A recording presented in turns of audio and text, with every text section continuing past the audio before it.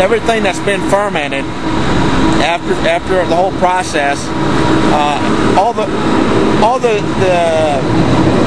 everything that we need to produce the ethanol has been taken out. The remainder has been left there. So it's a feed. It's a feed source that we produce in addition to the ethanol. Basically, what drying does for you, it extends the life of the product. I see. Okay. Whereas if it's consumed locally, we can turn it over a lot quicker. Right. Whereas we were shipping it off overseas or across the country, we would need to dry it to get a longer shelf life out of it. Right.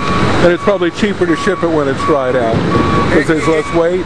It's actually cheaper to sell it the way it is because you don't have the energy cost to dry it. Gotcha. We bring in the city water. We put it through an RO system, a reverse osmosis system. We purify it, and that's what feeds our cooling tower and our boilers, is that water makeup. So that's what's taking place in that building right there. Over to the left, or to the north of that building, you've got the big cooling tower. All that steam that's coming off the top, it's not steam, it's just it's evaporation basically, is all that heat coming off of your fermentation being released. Straight out back, you can see the line of cars where we load the tank. We shut down. Try to schedule a full shutdown on every 10 minutes. Just to inspection here. The restoration is right on the plan. So the majority of the changes that need to be made.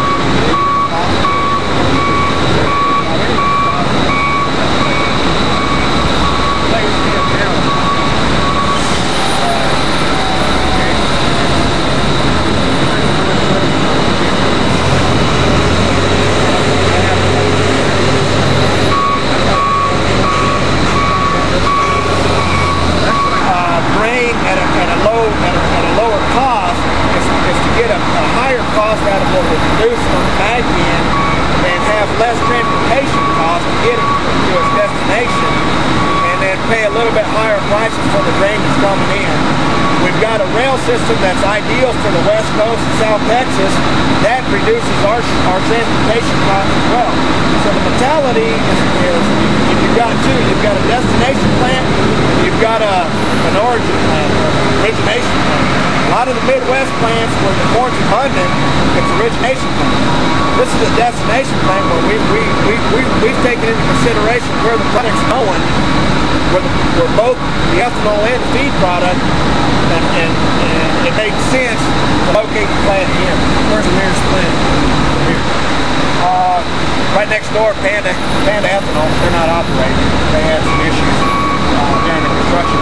But our sister plant, 4 miles down the road? Yeah, a couple miles down the road. It's called Panda Energy, or it was at one time. Is it ethanol there? It was an ethanol plant. It never got off the ground. They had a lot of construction issues with the contractor that was building it. They ran out of funding, so right now they're in a phase where they're either going to sell, or I really don't know the status of that plant. Our sister plant, the next closest plant to here, is Plainview, Texas. It's an identical plant to this. It's owned by the same company. And then we've also, but there is another plant in Levelland, Texas. That's about half this size.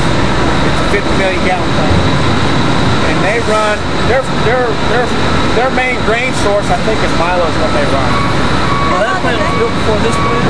This is the first one in Texas. The state of Texas is the first plant that's been operational. That plant was built after? That plant was started construction at the same time, it just never did make it.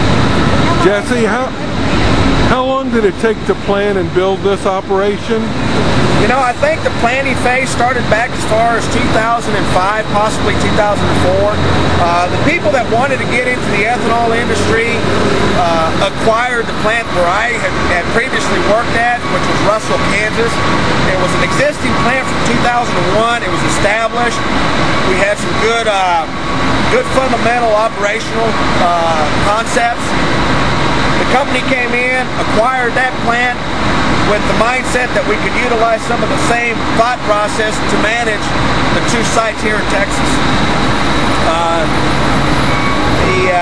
The acquisition took place back in 06, 07 time frame. This got off the ground back in, we ground our first grind in January 2008. So we're going on a couple years of operation now.